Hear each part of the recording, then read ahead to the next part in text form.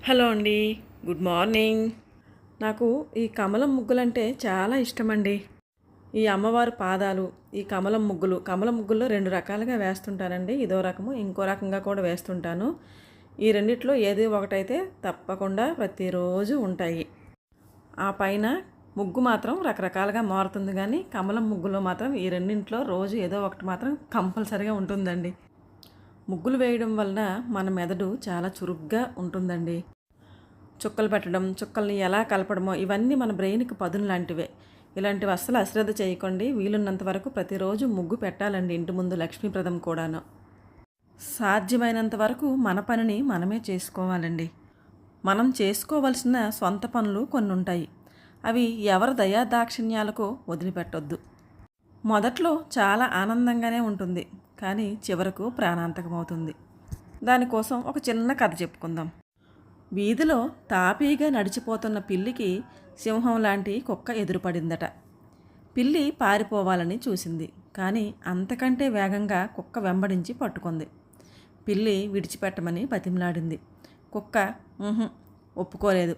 లాభం లేదని పిల్లి కుక్కతో ఒక బేరం కుదుర్చుకుంది. నన్ను వదిలిపెడితే దొరికిన ఆహారమంతా నీకు తెచ్చిచ్చి మిగిలినదే నేను తింటాను అని చెప్పింది. కుక్కకు ఈ ఒప్పందం నచ్చింది.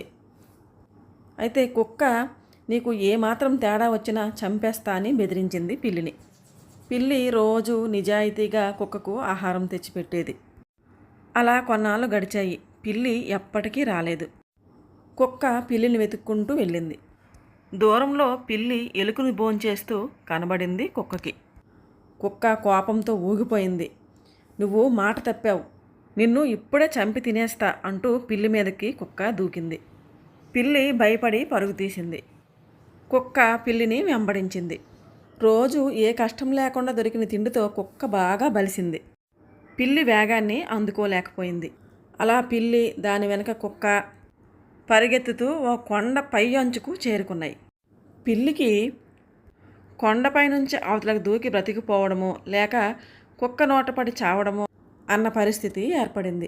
ఏమైతే అది అయిందని పిల్లి ఒక్క దూకు దూకి ప్రాణాలను రక్షించుకుంది. రోజు పిల్లి తెస్తే కూర్చొని తిని తెగబలిసిన కుక్క పరిగెత్తే వేగం కోల్పోయి కొండ అంచు నుంచి పడి చచ్చిపోయింది. అందుకే మన పని మనం చేసుకోవాలి. ఇదేనండి వీడియో నచ్చితే లైక్ చేయండి, షేర్ చేయండి, సబ్స్క్రైబ్ చేయండి. Bye friends.